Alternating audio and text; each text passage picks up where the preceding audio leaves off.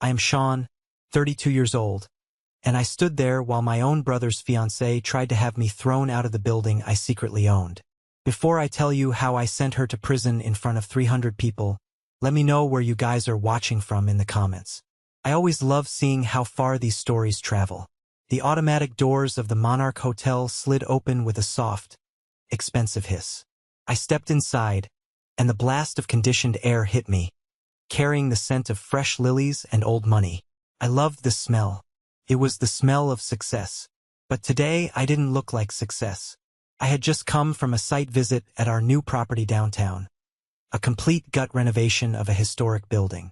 I was wearing my work boots, still coated in a fine layer of drywall dust, a faded flannel shirt that had seen better days, and jeans that had a smudge of grease on the thigh. I drove my old Ford pickup truck to get here, parking it around the back near the loading dock out of habit. To anyone looking at me, I was a nobody, maybe a contractor who got lost, maybe a janitor coming on shift. I walked toward the grand ballroom. The double doors were thrown wide open, revealing a world of crystal chandeliers, white tablecloths, and people who spent more on a haircut than most folks spent on rent. This was my brother Garrett's engagement party. I paused at the threshold, brushing a speck of plaster off my sleeve. I took a deep breath. I wasn't here to cause a scene. I just wanted to see Garrett happy. Despite everything, despite the years of silence and the widening gap between our lives, he was still my big brother. "Excuse me." The voice was shrill, cutting through the low hum of jazz music like a serrated knife. I didn't have to turn around to know who it was. Sloane Whitmore, the bride-to-be. I turned slowly. Sloane was standing there, flanked by two of her bridesmaids who looked like carbon copies of her. Blonde, thin, and looking at me like I was something they'd stepped in on the sidewalk. Sloane was wearing a white cocktail dress that probably cost $5,000.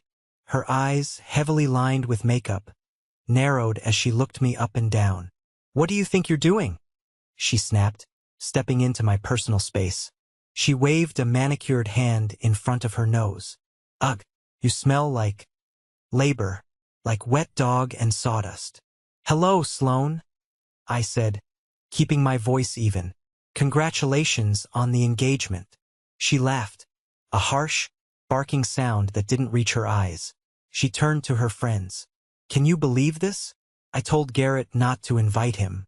I explicitly said, no charity cases at the wedding events. But here he is, looking like he just crawled out of a sewer." "I came straight from work," I said, trying to keep my temper in check. "I just wanted to wish you both well." "Work?" Sloane scoffed. "You call scrubbing toilets work? Or are you fixing leaky pipes today? Look at you. You're staining the carpet just by standing there." People were starting to stare. I saw heads turning near the buffet. Men in Italian suits and women dripping in diamonds were whispering behind their champagne flutes. I recognized a few of them. There was Mr. Henderson, a local real estate mogul who I knew was currently being sued for breach of contract. There was the mayor's wife. And there were plenty of people I didn't know, Sloane's family friends from the East Coast, supposedly old money aristocrats. "Please, Sloane," I said quietly, "let's not do this here." "Oh, we are doing this here," she hissed, stepping closer. "Because I need to make one thing crystal clear, Sean. You are an embarrassment. My family comes from a lineage of diplomats and bankers. We have a reputation. And having a brother-in-law who looks like a failed janitor doesn't fit the aesthetic." She poked a finger into my chest. A hard, sharp jab. "Here is what is going to happen," she said, lowering her voice to a venomous whisper. "You are going to turn around, walk out those doors, and get in whatever rusted piece of junk you drove here. You aren't eating the food. You aren't talking to the guests. You are leaving." My jaw tightened. I could feel the heat rising in my neck. I looked past her shoulder and saw Wesley Crane, the general manager of the Monarch, standing by the bar. Wesley was a good man. He'd been with me since I bought this place 4 years ago. He saw me standing there, saw Sloane poking me, and his eyes went wide. He started to move toward us, his face pale. He knew exactly who I was. He knew that I signed his paychecks, approved the budgets, and owned every single light bulb in this massive hotel. I caught Wesley's eye and gave a nearly imperceptible shake of my head. "Stay back." Wesley froze. He looked torn, but he nodded slightly and stayed put, though he watched us like a hawk. I needed to see this play out. I needed to know exactly who my brother was marrying. "Is there a problem here?" Garrett's voice. My brother walked up, holding a glass of scotch. He looked good in his tuxedo, I had to give him that. He had the same dark hair as our father, the same charm that had always made him the favorite. But his eyes were nervous. He looked from Sloane to me, and I saw the shame wash over his face. Not shame for how Sloane was treating me. Shame that I was there at all. "Garrett," I said. "Good to see you." "Sean," Garrett said, his voice tight. He didn't offer a hand. He didn't smile. He looked at my clothes. "Jesus, Sean. Could you not have put on a suit? It's a black tie event." "I didn't have time to go home and change," I lied. I had plenty of suits in my office on the top floor. Beautiful, custom-tailored suits. But I wanted to see them like this. I wanted to see the truth. I thought family was more important than the dress code. "Don't give me that sentimental garbage," Sloane interrupted, grabbing Garrett's arm. "Garrett, tell him he's ruining the vibe. My father is about to give a speech. We have investors here, Garrett. Real people. We can't have him loitering around looking like a beggar." I looked at my brother. We used to be close, back when we were kids playing in the backyard in Millbrook. I waited for him to defend me. I waited for him to say, "That's my brother. Sloane, knock it off." Garrett took a sip of his scotch and looked away. "Sean, maybe it's best if you go. You stick out like a sore thumb, man. Just maybe come to the reception next month if you can afford a rental tux. But tonight isn't a good night." The words hit me harder than Sloane's insults. My own brother was kicking me out. "You're kicking me out?" I asked, keeping my voice low. "I'm asking you to be considerate," Garrett said, finally meeting my eyes. "This is big for me, Sean. Sloane's family, they're different. They have standards. I'm finally moving up in the world. I'm going to be somebody. Don't drag me down just because you're stuck in the mud." Stuck in the mud. That's what he thought. "Fine," I said. "I'll stay out of the way. I'll go to the bar in the back. But I'm not leaving until I say hello to Mom." Sloane rolled her eyes. "Ugh, fine. Go find Patricia. She's over by the chocolate fountain, probably stuffing her purse with napkins. Just stay out of sight." She turned her back on me, dismissing me as if I were a servant who had been given an order. Garrett gave me one last apologetic but firm look, then followed his fiancée back into the crowd of laughing, wealthy strangers. I stood there for a moment, letting the anger settle in my gut. It was a cold, hard weight. They had no idea. They were drinking my champagne, eating food prepared by my chefs, standing on marble floors I had picked out myself. I walked toward the back of the room, keeping my head down. I could feel eyes on me. I heard a few snickers. "Is that the help?" someone whispered. "No, I think that's the brother. The disappointment." I clenched my fists inside the pockets of my dusty jeans. In my pocket, my fingers brushed against a thick envelope. Inside were the documents that would transfer the deed to a 4-bedroom house in the suburbs to Garrett and Sloane, my wedding gift to them. A house I had bought with cash. I had planned to give it to them tonight. Now I was thinking of lighting it on fire. But first I had to see my mother. And more importantly, I had a strange feeling about Sloane Whitmore. There was something about her, the desperation in her eyes, the way she constantly checked the room, the aggression that seemed to mask fear. I signaled Wesley with a subtle nod toward the service corridor. He understood immediately. I needed background checks, and I needed them now. But before I could slip away to give the order, I saw her. My mother, Patricia Burns. She was sitting at a small table near the edge of the room, looking uncomfortable in a dress that was a little too tight and a little too sparkly. She looked older than I remembered. I walked over. "Hi, Mom." She looked up, her face brightening for a split second before she saw my clothes. Then the familiar disappointment set in. "Sean," she sighed. "Oh, honey, look at you. Everyone else is in tuxedos, and you look like you just came from a construction site. I did, Mom. Work is busy. Always working, never getting anywhere, she muttered, shaking her head. Garrett just got a promotion, you know? He's going to be a vice president at his firm. And look at this party. Sloane's family paid for all of this. Isn't it magnificent? I looked around the room. Yeah, Mom. It's something, all right. I didn't have the heart to tell her that Sloane's family hadn't paid a dime yet. The bill for this event was currently sitting in my accounting department, unpaid, flagged as pending owner review. Mom, I said, pulling up a chair. Are you happy? Do you like Sloane? Mom hesitated. She fiddled with the strap of her purse. She's strong. She comes from good stock. The Whitmores are very powerful people. Garrett needs that. He needs a wife who can push him. Unlike you, Sean. You were always content with so little. That stung. Content with so little? I worked 18-hour days. I built an empire from nothing. But she never saw it. She only saw the dirty boots. I just want Garrett to be safe, I said. I get a bad feeling about these people. Stop it. Mom snapped, her voice sharp. Don't you dare ruin this with your jealousy. Just because Garrett is successful and marrying a beautiful, wealthy woman and you're you, doesn't mean you get to criticize. Be happy for your brother for once. I sat back, the air leaving my lungs. Jealousy. That's all they saw. At that moment, the music swelled. A man tapped a microphone on the stage. It was Franklin Whitmore, Sloane's father. He was a tall man, distinguished, with silver hair and a tuxedo that fit perfectly. He looked like a senator.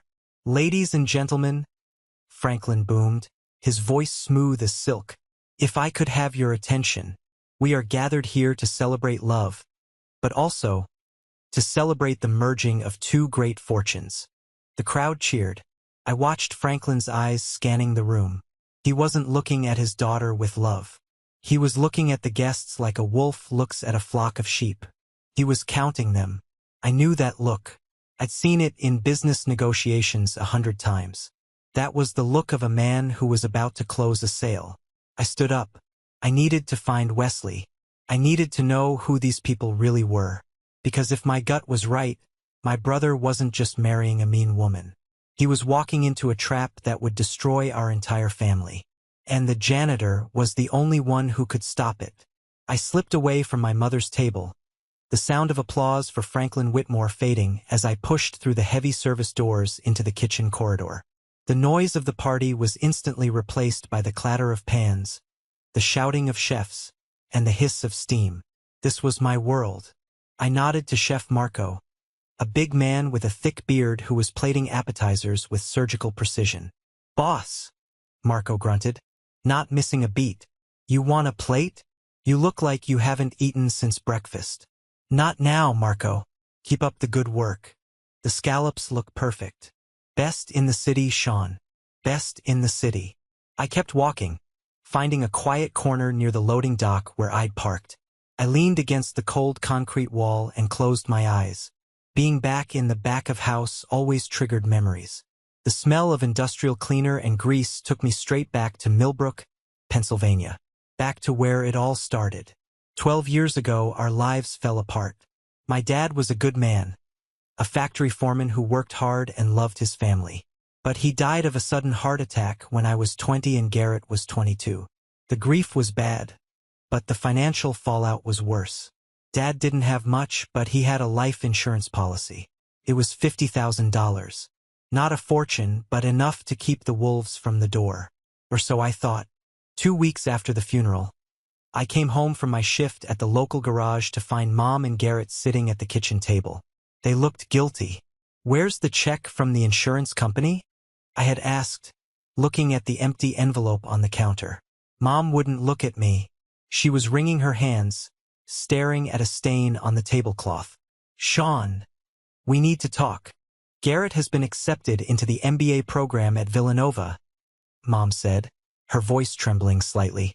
It's a prestigious program. It's his ticket out of this town. That's great, I said, confused.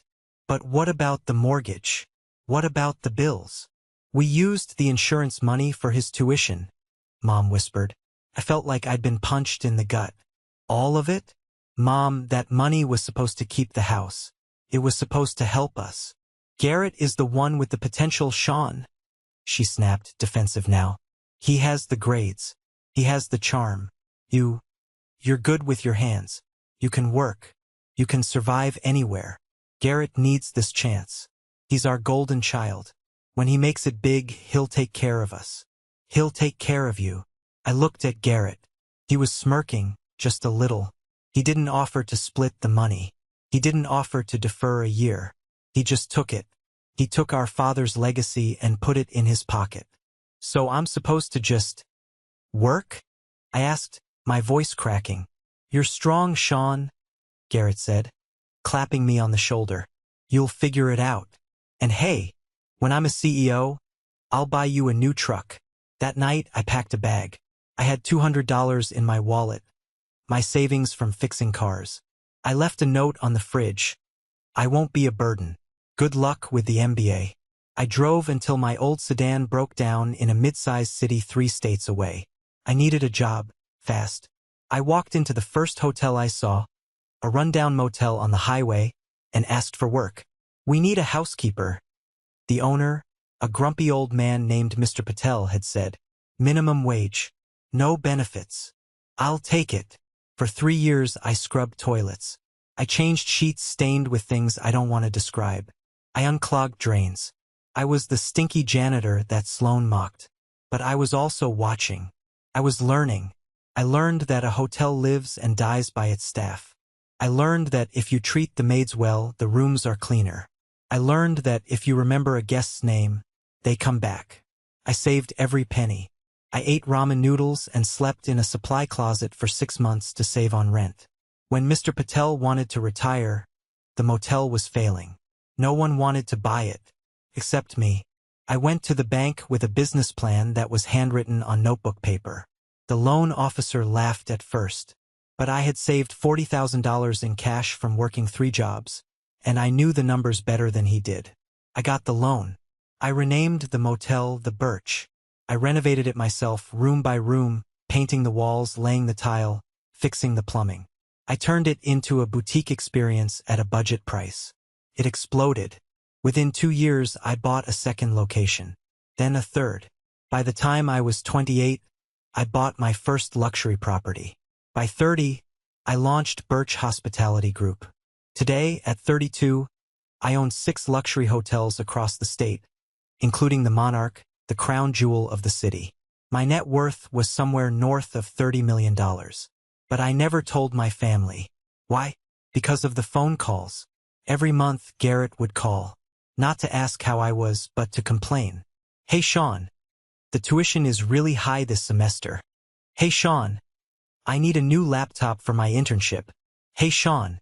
Mom's heating bill is overdue. He never knew I was a CEO. He thought I was a construction foreman or a maintenance manager. But I sent the money. I sent thousands of dollars every single month. I routed it through a shell company I called Family Trust Fund, so they wouldn't see my name on the checks. I wanted to help them, but I didn't want them to love me for my money. I wanted them to ask, just once, how are you doing, Sean? They never did. And then, about 6 months ago, I found out something that broke my heart all over again. I had come home for Christmas, unannounced. I stood on the porch, about to knock, when I heard Mom talking to a neighbor inside. Oh yes, Garrett is such a blessing, Mom was saying. He sends money every month. He pays for my heating, he pays for the groceries. He's doing so well in the city. Sean? Oh, Sean is getting by. I think he fixes air conditioners. He never sends a dime. He's just selfish. I froze. Garrett. Garrett was taking credit for my money. He was intercepting the checks I sent to the joint account and telling Mom it was his bonus. He was building a legend of his own success on the back of my hard work, while letting Mom believe I was a deadbeat son who didn't care about her. I didn't knock that day. I turned around, got in my truck, and drove back to the city. I cried for the first 50 miles. Then, the tears turned to cold, hard resolve. I stopped sending checks to the joint account. I started putting the money into a trust for Mom that she couldn't touch until she was 70, or until I decided otherwise. And then Garrett announced his engagement to Sloane Whitmore. He said she was from old money. He said the wedding would be at the Monarch. He asked me if I could pull some strings, since I worked in the hotel industry, to get them a discount. I did better than that. I comped the whole thing. I told the sales team to mark it as a marketing promotional event. Garrett thought he was a genius negotiator. He didn't know his janitor brother was the one signing off on the free venue. I snapped back to the present. The loading dock was cold. My phone buzzed. It was a text from Wesley. Subject: Whitmore dossier. Sean, you need to see this. Come to the security office. Now, it's worse than we thought. I looked at the screen. My thumb hovered over the message. I pushed off the wall. The nostalgia was gone. The sadness was gone. I wasn't the boy who left home with $200 anymore. I was the CEO of Birch Hospitality, and someone was trying to scam my family in my own house. I walked back toward the ballroom, but this time I didn't walk with my head down. I walked with purpose. I needed to get to the security office. But first I had to cross the ballroom again. And as I stepped back into the light, I saw something that made my blood boil. It was on Sloane's finger. I hadn't noticed it before because she had been waving her hands around so much. But now, she was holding a champagne glass, posing for a photo. The light hit her hand, and a green flash caught my eye. An emerald ring. Vintage setting. Gold band with a unique twist in the metal that looked like a vine. My grandmother's ring. The ring Mom had sworn on her own mother's grave, would go to the wife of her second son, because Garrett had already received Grandpa's watch. That ring was promised to me. It was the only heirloom I had asked for. And now it was on the finger of the woman who had just called me a stinky loser. The game had just changed. This wasn't just about money anymore. This was personal. The sight of that emerald ring on Sloane's finger felt like a physical slap.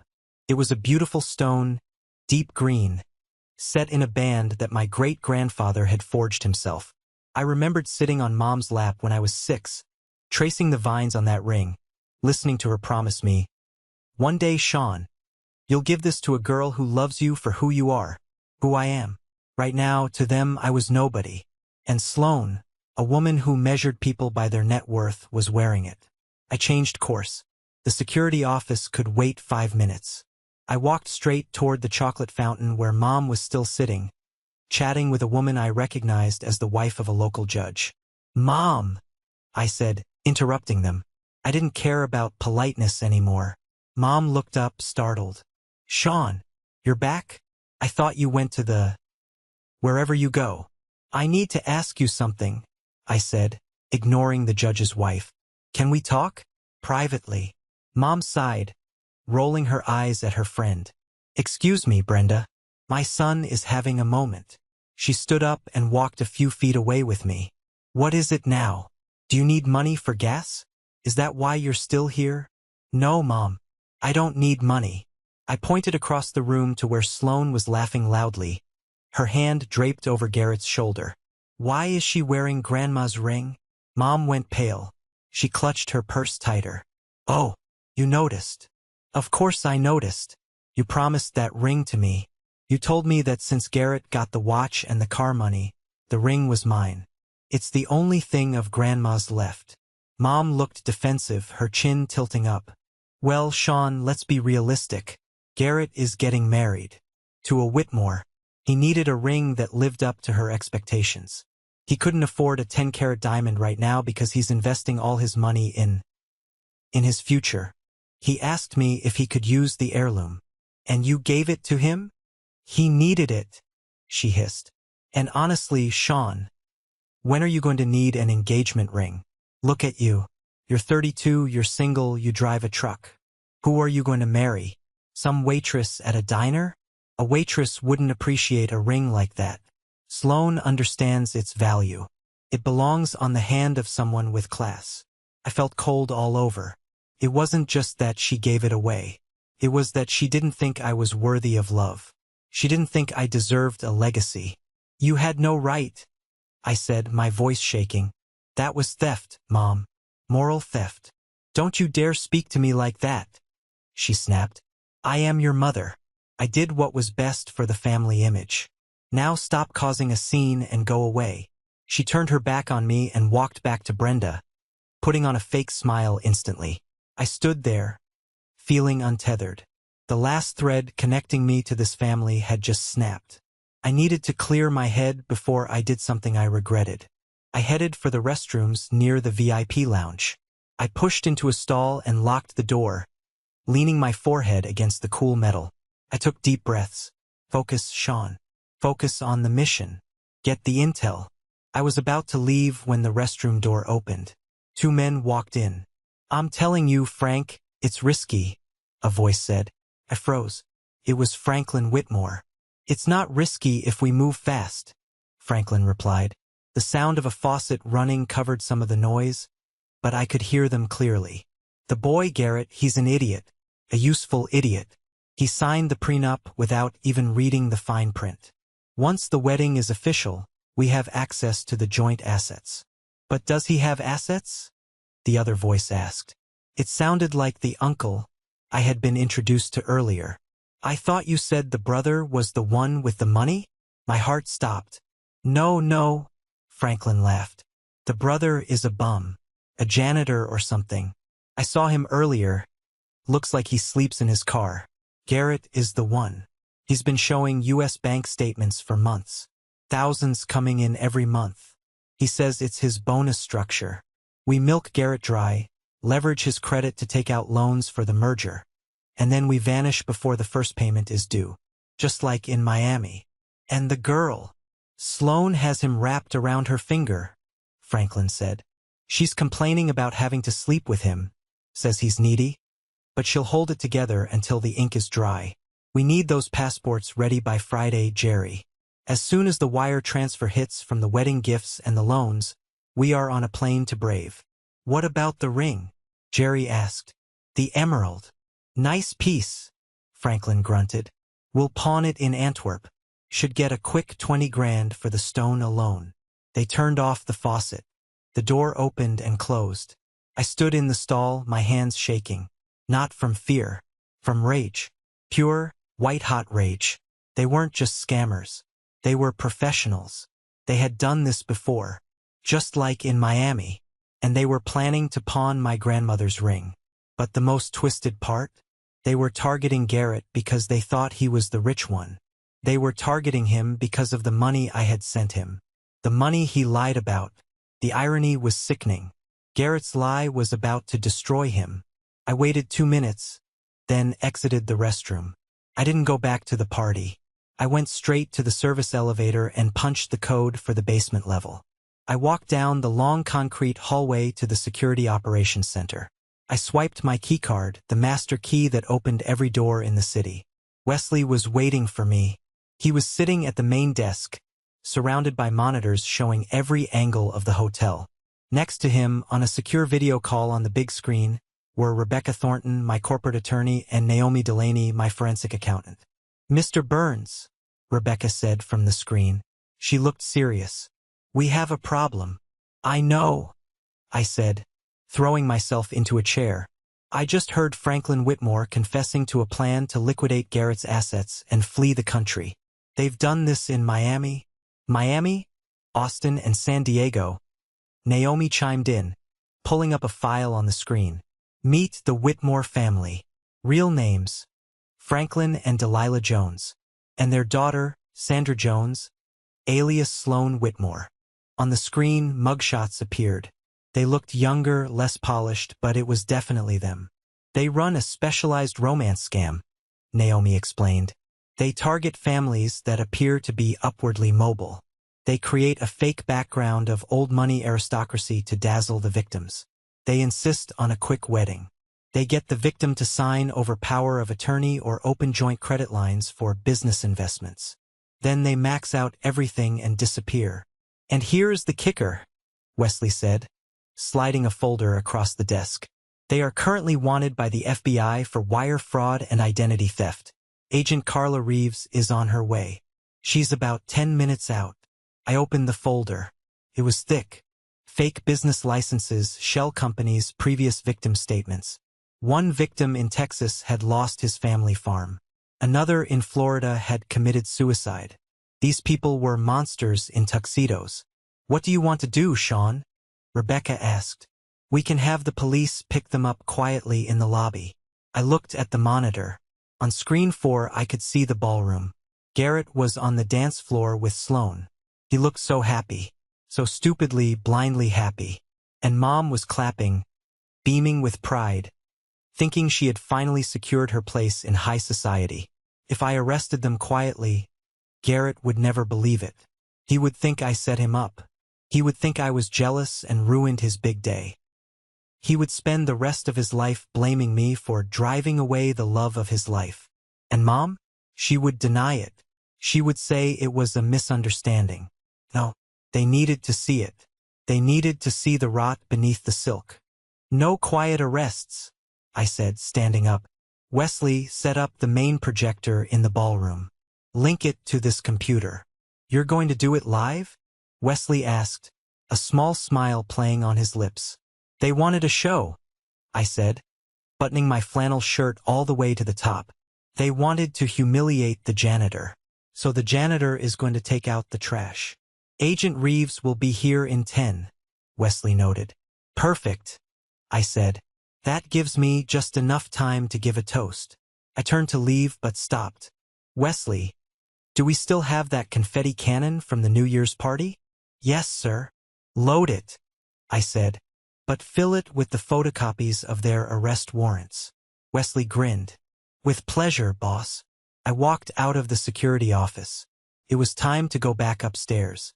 But as I reached the elevator, the doors opened, and I came face to face with the devil herself, Sloane.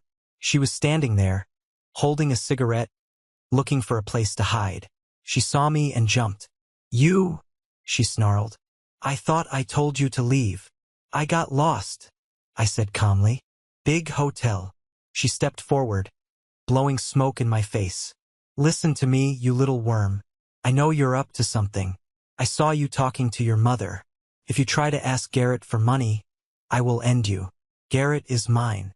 His money is mine. And once we're married, you won't even be allowed to visit for Christmas." She poked my chest again. "You are dead weight, Sean. Dead weight. Now get out of my sight before I call security and have you dragged out by your hair." I looked down at her finger, at my grandmother's ring. "You know, Sloane," I said, my voice dropping an octave, "you should really be careful who you call security on." "Why?" she laughed. "Are you going to fight them with your mop?" "No," I said, stepping into the elevator and hitting the button for the ballroom floor. As the doors closed between us, I looked her dead in the eye. "I'm going to fire them if they don't arrest you." The doors shut on her confused face. The elevator ride up to the ballroom felt like the launch sequence of a rocket. My heart was pounding, not from nerves, but from adrenaline. I had the dossier of doom in my hands, digitally speaking, and the FBI on speed dial. When I stepped back into the ballroom, the atmosphere had shifted. The dinner service was ending, and the speeches were about to begin. The lights were dimmed, casting a warm, golden glow over the tables. It looked romantic. It looked expensive. It looked like a lie. I moved to the perimeter of the room, standing in the shadows near the AV booth. The technician, a kid named Dave, looked up and saw me. He started to wave, "Hey, Mr. Burns." But I put a finger to my lips and slipped into the booth beside him. "Dave," I whispered, "override the input for the main screen. Switch it to source B." "Source B? That's the feed from the security office, sir," Dave said, confused. "Mr. Whitmore gave me a USB drive with a slideshow of their summer in the Hamptons." "Forget the Hamptons," I said. "We're going to watch a true crime documentary tonight. Keep it black until I give the signal." Dave nodded, his fingers flying over the mixing board. "You got it, boss." I looked out at the stage. Franklin Whitmore was back at the microphone. He held a glass of champagne high. "Friends, family," Franklin began, his voice thick with fake emotion. "Tonight is not just about marriage. It's about partnership. It's about trust. I scoffed audibly. The irony was suffocating. My daughter, Sloane, is my treasure, Franklin continued. And giving her away is hard. But giving her to a man like Garrett Burns makes it easier. Garrett is a man of vision.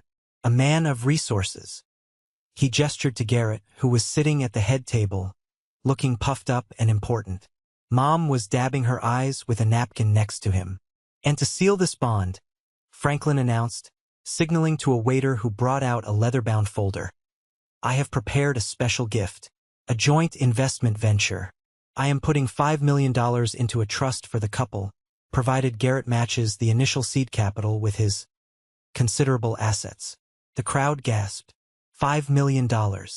It was a staggering lie. Garrett, Franklin said, opening the folder and producing a gold pen. Come up here, son. Let's sign this and make history. This was it. The sting. They were getting him to sign a power of attorney or a loan guarantee right there on stage, masked as an investment. If Garrett signed that, he would be liable for millions in debt that Franklin would rack up in the next 24 hours.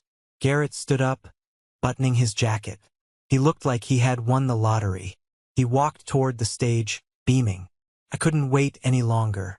I stepped out of the AV booth and walked straight down the center aisle. Don't sign it, Garrett. My voice boomed through the quiet room. I didn't need a microphone. I had the lungs of a man who used to shout orders on construction sites.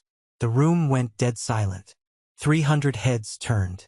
Garrett froze on the stairs to the stage. Franklin looked up, annoyed. Sloane, who had just re-entered the room, shrieked. Someone get him out of here. Sloane yelled. He's drunk. He's ruining everything. Garrett looked at me, his face turning red. Sean? What the hell are you doing? Sit down. I said don't sign it, I repeated, walking steadily toward the stage. There is no $5 million, Garrett. There is no investment. And there is no Whitmore family. Security, Franklin shouted, dropping his calm demeanor. Remove this vagrant immediately. 2 large security guards, contractors I didn't recognize, probably hired by Franklin for show, started to move toward me. Stay back, I warned them. Get him. Sloane screamed, running toward the stage. Throw him in the dumpster. The guards grabbed my arms. Let go of him, a voice commanded from the back of the room. It was Wesley. He was walking down the aisle, flanked by 6 of my in-house security team, big guys, former military, who actually worked for the monarch. Excuse me? Franklin sneered at Wesley. I am paying for this event. I said remove him. Wesley ignored Franklin. He walked right up to me. The 2 hired guards looked at Wesley's team, then at each other, and slowly let go of my arms. They knew who the real power was in this building. Wesley stopped in front of me. The room was holding its breath. Was the manager going to kick me out? Wesley straightened his tie, looked me in the eye, and bowed his head respectfully. Good evening, Mr. Burns, Wesley said, his voice projecting clearly. The system is ready for your presentation, and the special guests have arrived at the north entrance. A ripple of confusion went through the crowd. Mr. Burns? They looked at Garrett, but Wesley was looking at me.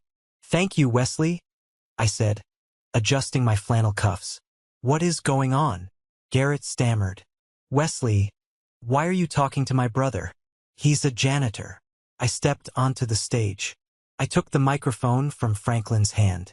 He tried to resist, but I just stared him down until he let go. He looked nervous now. He smelled the danger. I'm not a janitor, Garrett, I said, my voice amplified through the massive sound system. I never was. Well, I was, but that was a long time ago. I turned to the audience. My name is Sean Burns. I am the founder and CEO of Birch Hospitality Group. I gestured wide with my arms. And I own this hotel. I own the building, the land, the silverware you're eating with, and the champagne you're drinking. Silence. Absolute, stunned silence. You could hear a pin drop. Mom dropped her fork. It clattered loudly on her plate. That's a lie. Sloane screamed from the floor. He's crazy. He's a liar. Garrett, punch him. I don't lie, Sloane, I said calmly. But you do. Or should I call you Sandra? I signaled to the AV booth. Dave, hit it. The massive screen behind me, which was displaying a photo of two interlocked hearts, went black. Then it flashed red. Bureau of Prisons. Wanted. A massive mugshot of Franklin appeared. Beneath it, Franklin Jones. Wanted for wire fraud, grand larceny, Ponzi scheme operation. The crowd gasped. A collective "oh my God" swept through the room. Franklin lunged for me. Turn it off. It's a deep fake. I sidestepped him easily. Next slide. Delilah Whitmore. Delilah Jones. Accomplice. Next slide. Sloane. Sandra Jones. Alias. Sloane Whitmore. Wanted for identity theft and romance fraud.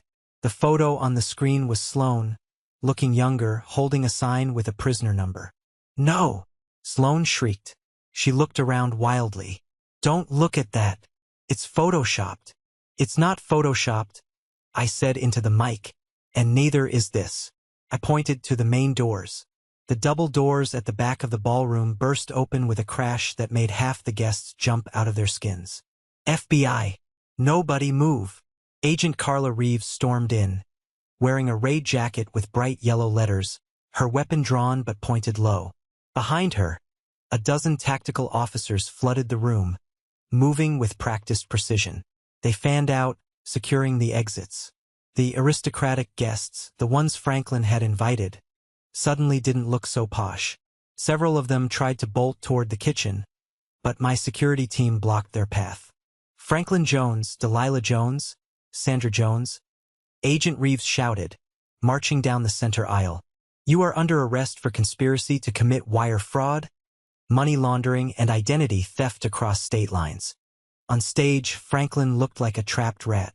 He looked at the exit, then at me. His face twisted into a snarl. You ruinous little peasant. He spat at me. You have no idea who you're messing with.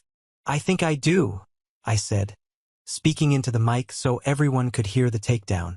You're a con artist who tried to steal from my family. In my hotel. Bad business strategy, Frank. Franklin tried to run. He actually tried to jump off the front of the stage. But he was 60 years old and wearing dress shoes. He stumbled, and two agents were on him instantly. Click, click. The sound of handcuffs ratcheting shut echoed through the room. Get off me. Do you know who I am? Franklin bellowed as they hauled him up. Yeah, an agent said. Inmate number 45920. I looked down at the floor. Sloane was backing away, shaking her head. She looked at Garrett. Garrett, baby, tell them, she pleaded, tears streaming down her face. Fake tears, I was sure. Tell them it's a mistake. Your brother rigged this. He's jealous of our love. Garrett was standing there, frozen. He looked from the mugshot on the giant screen to the woman he was about to marry. The color had drained from his face. He looked like he was going to vomit. Garrett. Sloane reached for his hand. Garrett pulled back as if she were on fire. Sandra? Is that your name? Sandra? It doesn't matter, she screamed. I love you. We can fix this. Just sign the papers, we can get bail, and we can go to Europe. There is no Europe, Sloane, I said from the stage. And there is no money. Tell him the truth. You thought he was the rich one. Sloane whipped her head around to glare at me. The mask finally slipped completely. Her face contorted into pure, ugly hatred. You shut up, she shrieked at me. You ruined everything. We had it. We were so close. She turned on Garrett.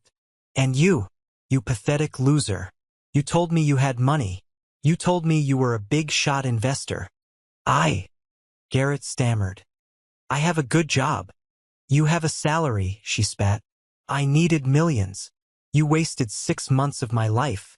You broke idiot. The entire room heard it. The guests were filming on their phones. This was going viral before the night was over. Agent Reeves stepped up to Sloane. Sandra Jones. Turn around and place your hands behind your back. Sloane tried to slap the agent. Bad move. Reeves spun her around, slammed her against a pillar, and cuffed her in 3 seconds flat. Ow! You're hurting me. My dress. Sloane screamed. As they dragged her away, she passed by where Mom was standing. Mom was clutching the tablecloth, staring in horror. And you! Sloane yelled at Mom. Your son is a limp noodle, and your fashion sense is garbage. Classy to the end. I watched as the FBI marched the Whitmore family out of the ballroom. The guests were buzzing. The shock was wearing off, replaced by the thrill of witnessing a crime drama in real life. I looked at Wesley. Clear the room. Refund everyone's parking. Apologize for the disruption. Yes, Mr. Burns. I turned to Garrett. He was sitting on the edge of the stage, head in his hands. Garrett, I said softly. He looked up. His eyes were red. You own the hotel? Yeah. And the company? Birch Hospitality? That's you. Yeah. He laughed. A dry, hysterical sound. I thought you were fixing toilets. And you were billionaires. Millionaire, I corrected. Not quite $1 billion yet. Why didn't you tell me? He whispered. Would it have mattered? I asked. Or would you have just asked for more money? He flinched. Come with me, I said. You too, Mom. We need to finish this in private. I led them off the stage, through the stunned crowd, and into the private VIP suite behind the ballroom. It was quiet here. The madness of the party felt miles away. I poured a glass of water and handed it to Mom. She took it with shaking hands. She wouldn't look at me. So, I said, leaning against the mahogany desk. That just happened. They were criminals? Mom whispered. But Franklin, he knew the DuPonts. He knew. He Googled the DuPonts, Mom, I said. He was a grifter, and he was about to steal the deed to your house. I stopped him. Mom looked at me, really looked at me, for the first time in years. She saw the dusty boots, the flannel shirt. But now she saw them differently. She saw the confidence. She saw the power. You own all this? She asked, gesturing to the room. I built it, I said, from the ground up. With the hands you said were only good for manual labor. She looked down at her lap. And Garrett, I said, turning to my brother, we need to talk about your investments. Garrett shrank into the sofa. Sean, don't. No, we do, I said. I pulled a folded piece of paper from my back pocket. It wasn't the deed to the house. I wasn't giving him that anymore. It was a printout of the bank transfers.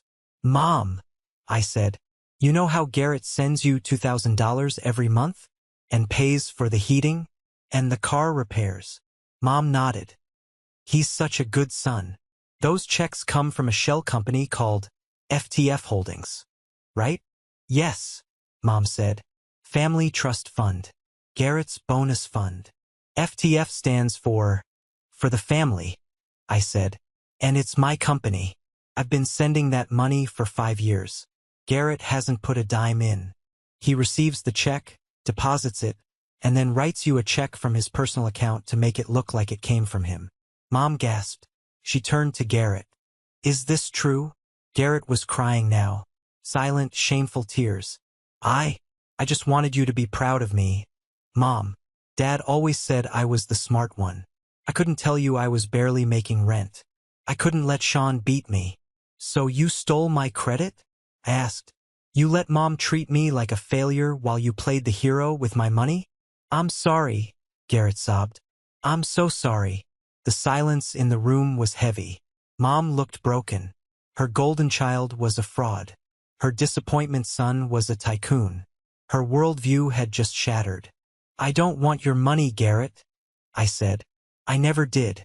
I just wanted a brother. I walked over to the evidence bag that Agent Reeves had left on the table for me. Inside was the emerald ring. They had taken it off Sloane's finger before hauling her away. I opened the bag and took out the ring. The emerald caught the light. Mom, I said, you gave this to Sloane because you thought she had class. You thought she was worthy.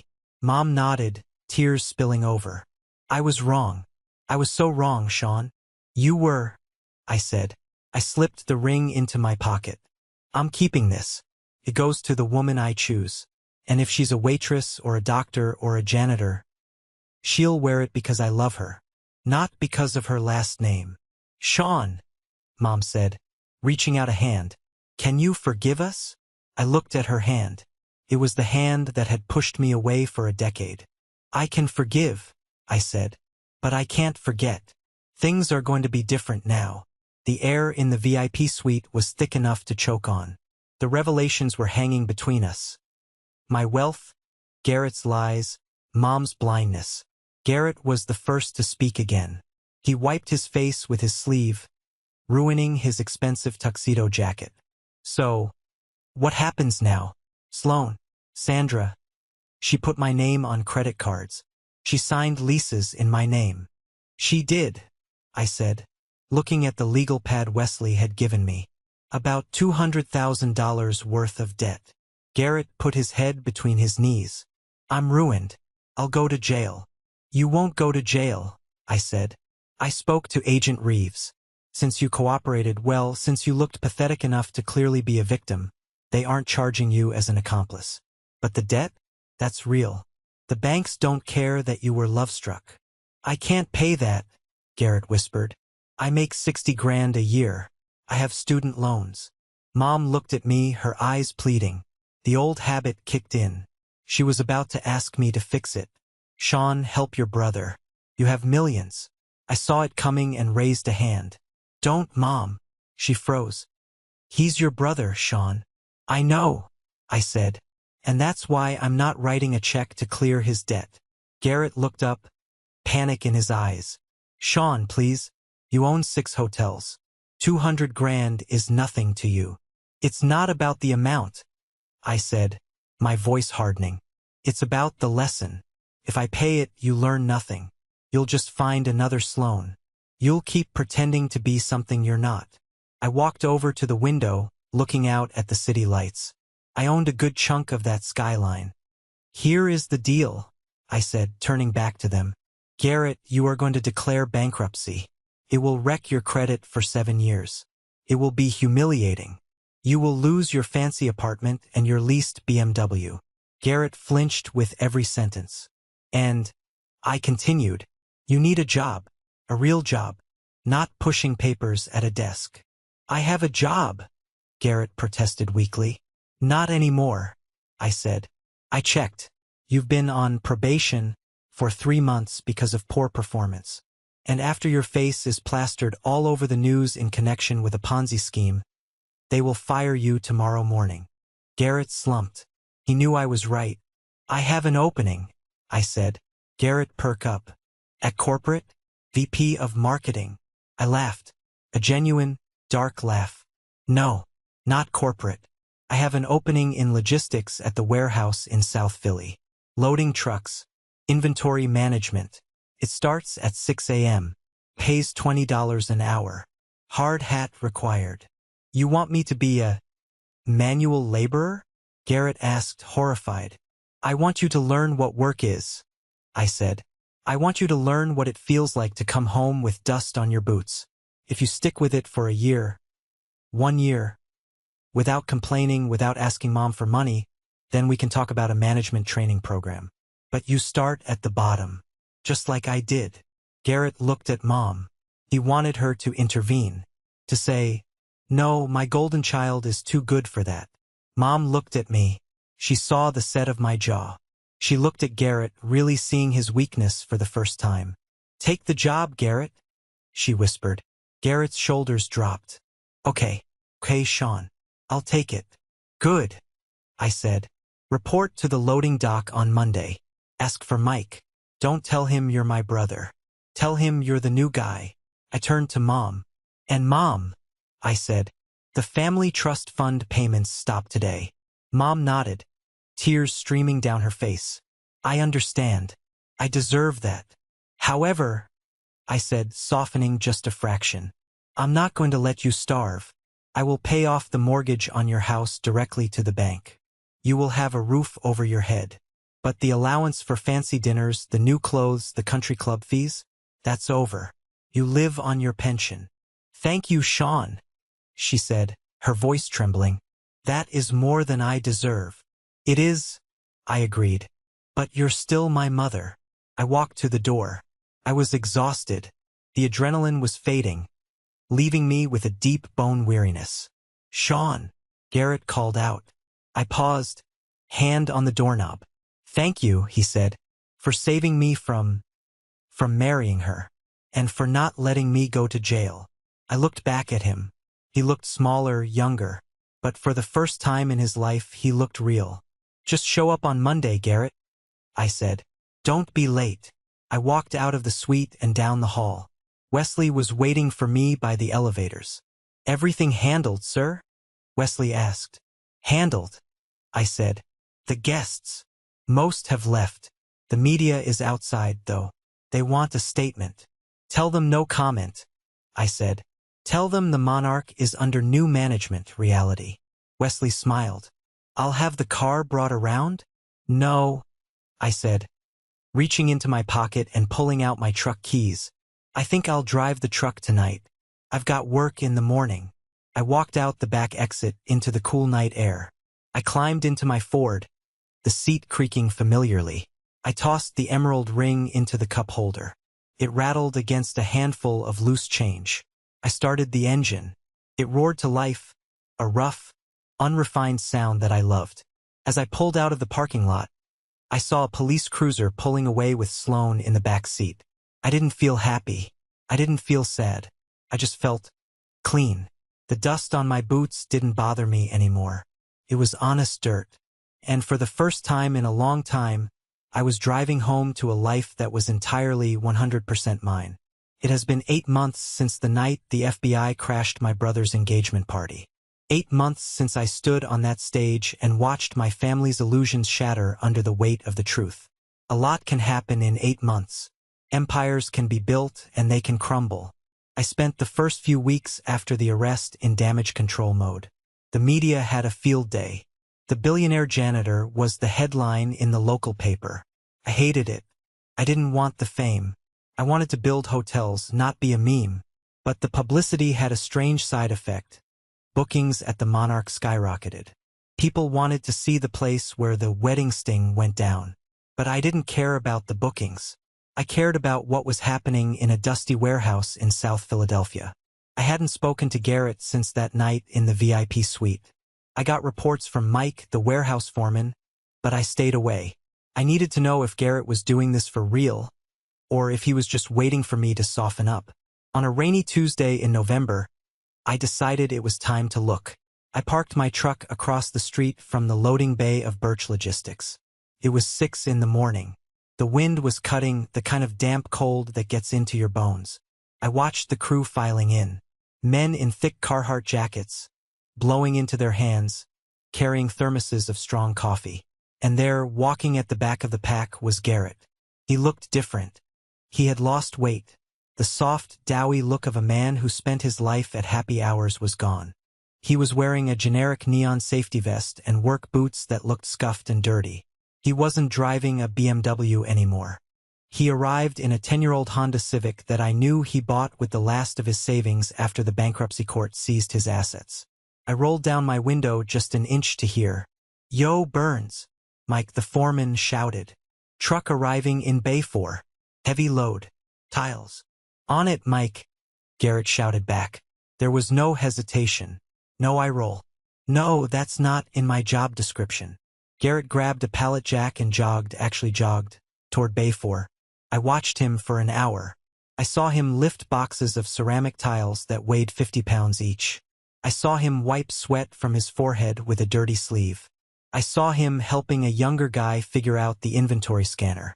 He wasn't the golden child anymore. He was just a guy trying to earn a paycheck. I felt a lump in my throat.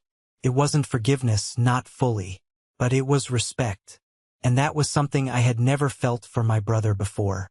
I decided not to go in. I wasn't ready to disrupt his rhythm. He needed to know he was doing this on his own, without me watching over his shoulder. I started the truck and drove to the other side of town. To Mom's house. This was going to be harder. Mom had taken the deal.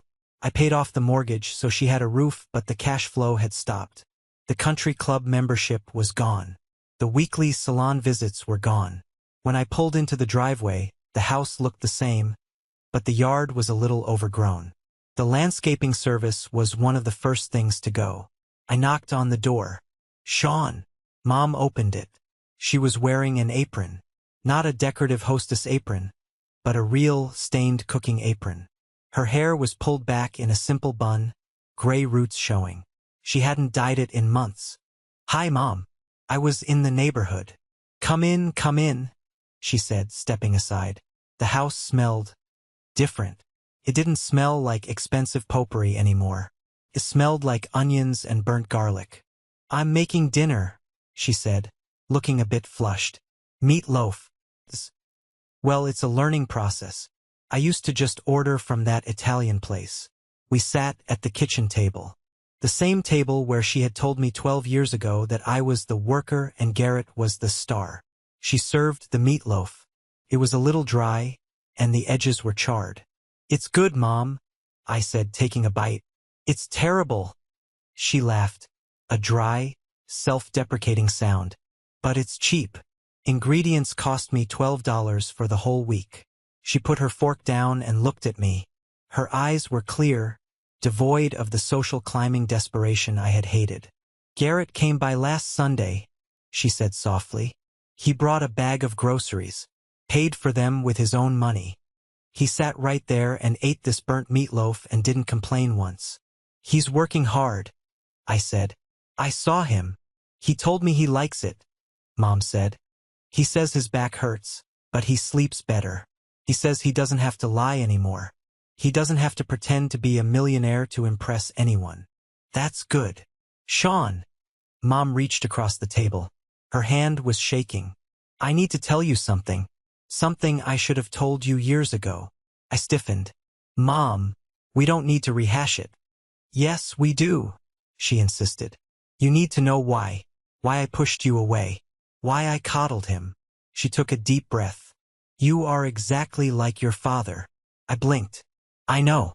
You always said that." "No, you don't understand," she said, tears forming in her eyes. "Your father was strong. He was independent. He didn't need anyone. When he died, I felt like my whole world collapsed because I relied on him for everything. And then I looked at you. You were 20, but you were already a man. You were so capable. You could fix cars, you could fix the house. You didn't need me." She wiped a tear. "But Garrett?" "Garrett was weak. He was charming, yes, but he was helpless. He couldn't change a tire. He couldn't handle stress. I looked at him and I saw a boy who would drown without me. So I poured everything into him. I gave him the money, the praise, the attention, because I was terrified he would fail. And I pushed you away because I knew you would survive.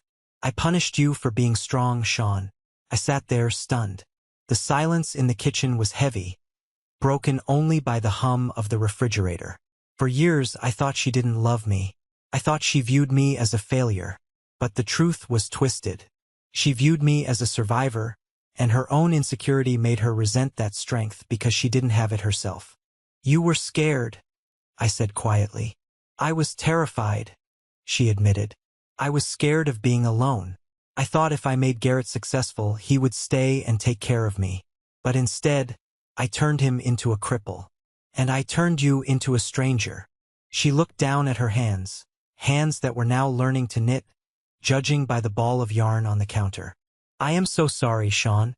I broke my family because I was afraid of the future." I looked at her. I saw a lonely, aging woman who had made terrible choices out of fear. The anger I had carried for a decade, the hot, burning coal in my chest, started to cool. "You didn't break us, Mom," I said, reaching out to cover her hand with mine. "We're cracked, but we're still here." She grabbed my hand and squeezed it hard. "Eat your meatloaf," she sniffled, trying to smile, "before it turns into a brick." I ate it. It was the best meal I'd had in that house in 20 years. As I drove home that night, I thought about the nature of strength. Mom was right. I was a survivor, but surviving is lonely. I pulled into the driveway of my modest house. I still hadn't moved into a mansion, despite the millions. I liked my privacy. My phone buzzed. It was a text from a number I didn't recognize immediately. Hey, to Sarah. From the coffee shop. You left your book here this morning. I have it behind the counter. Sarah. The school teacher I had met 3 days ago. She had seen me reading a book on architecture and we had talked for 20 minutes. She didn't know who I was. She thought I worked in construction management. I smiled. I looked at the passenger seat. The emerald ring was no longer there. It was in a safe deposit box at the bank. It wasn't time for the ring yet, but maybe it was time for coffee. I typed back, thanks. I'll swing by tomorrow morning. Warning. I might be covered in drywall dust. She replied instantly. As long as you buy a muffin, I don't care about the dust. I laughed out loud in the empty truck. The storm was over. The wreckage was being cleared. And for the first time, I wasn't just building hotels for other people to sleep in. I was building a life for myself. The courthouse was sterile and gray. I sat in the back row, dressed in a suit this time. Not because I wanted to show off, but out of respect for the law.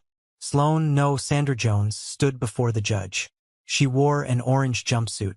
The designer dress, the makeup, the sneer. It was all gone. She looked small.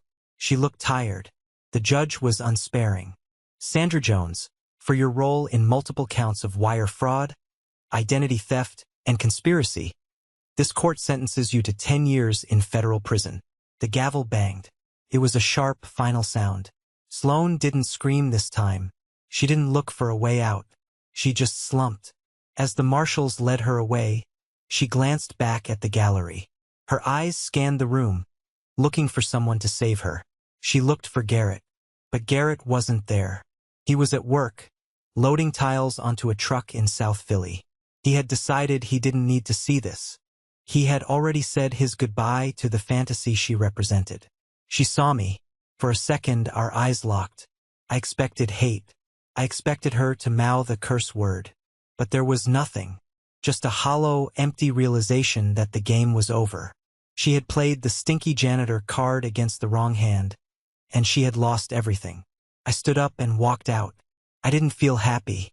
You don't feel happy when you see a human being thrown in a cage, even if they deserve it.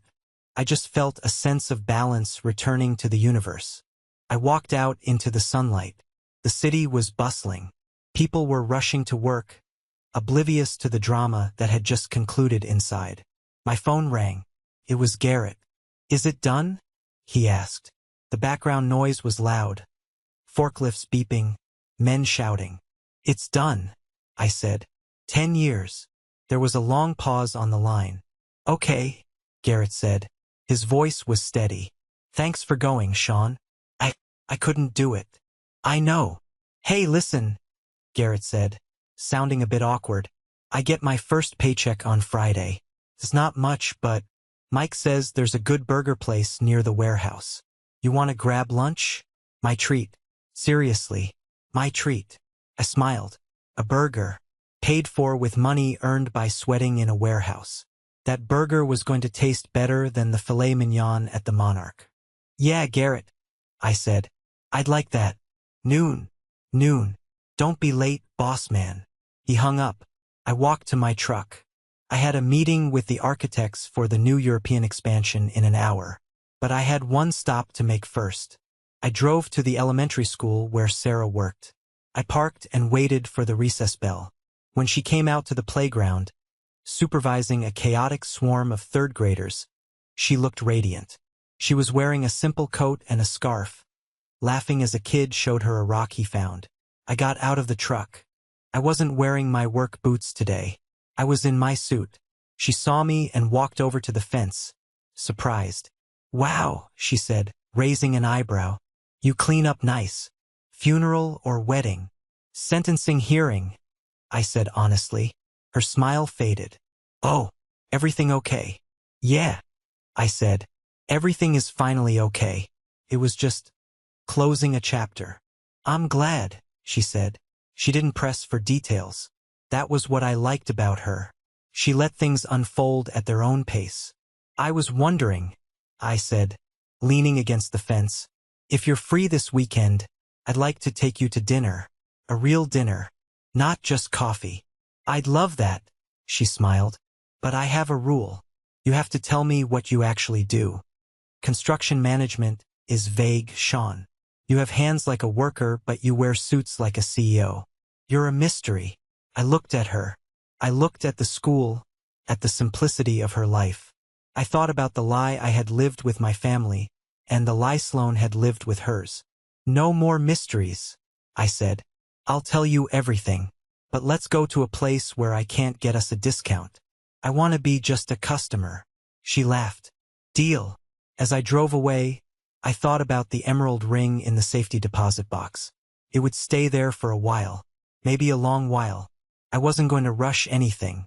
I wasn't going to try to buy love or prove my worth with a gemstone. When I eventually gave that ring to someone, maybe Sarah, maybe someone else, it wouldn't be because she needed a trophy. It would be because we had built something real. I drove past the Monarch Hotel on my way to the office. It was gleaming in the afternoon sun. The valet was parking a Ferrari. A bridal party was taking photos on the steps. I slowed down. I remembered standing there 8 months ago, feeling like an outcast in my own kingdom. I remembered the smell of the floor cleaner I used to use when I scrubbed tiles for minimum wage. I realized then that Sloane was wrong about one thing. She called me a janitor like it was an insult. But the janitor is the most important person in the building. The janitor cleans up the mess. The janitor maintains the foundation. Without the janitor, the whole glamorous facade falls apart into filth. I was the janitor. I cleaned up my family's mess. I scrubbed away the lies. And now the foundation was clean. I tapped the steering wheel of my old Ford truck. Not bad for a stinky loser, I whispered to myself. I merged onto the highway, heading toward the future, leaving the rearview mirror behind. That's the end of my story. But the real takeaway isn't about the millions of dollars or the dramatic arrest. It's about something much deeper that I want you to take with you. First, never let someone else's perception of you define your reality. Sloane and my family saw a janitor and assumed failure. They judged the book by its dusty cover. But your worth isn't determined by the clothes you wear, the car you drive, or the job title on your badge. It's determined by your character, your work ethic, and how you treat people when you think no one is watching. Second, there is a dangerous line between helping family and enabling them. My mother thought she was protecting Garrett by shielding him from struggle, but she was actually crippling him. True love sometimes means letting people carry their own heavy boxes, just like I had to let Garrett work in that warehouse. Struggle builds muscle, both physical and emotional. If you solve every problem for someone, you steal their ability to solve things for themselves. And finally, honesty is the only foundation that holds. My brother built a life on a lie to gain approval, and it crumbled. I hid my success to avoid being used, and it created distance. The moment we stripped away the pretenses, the moment we sat over burnt meatloaf and told the ugly truth, was the moment we actually started to become a family. I want to hear from you. Have you ever been underestimated because of how you looked? Or have you had to make a tough choice to stop enabling a family member? Let me know your story in the comments below. And if you enjoyed seeing justice served and the janitor winning in the end, type the word good in the comments. It tells me that you value hard work and integrity just as much as I do. Thanks for listening, and remember, the cleanest hands are often the ones that aren't afraid to get a little dirty.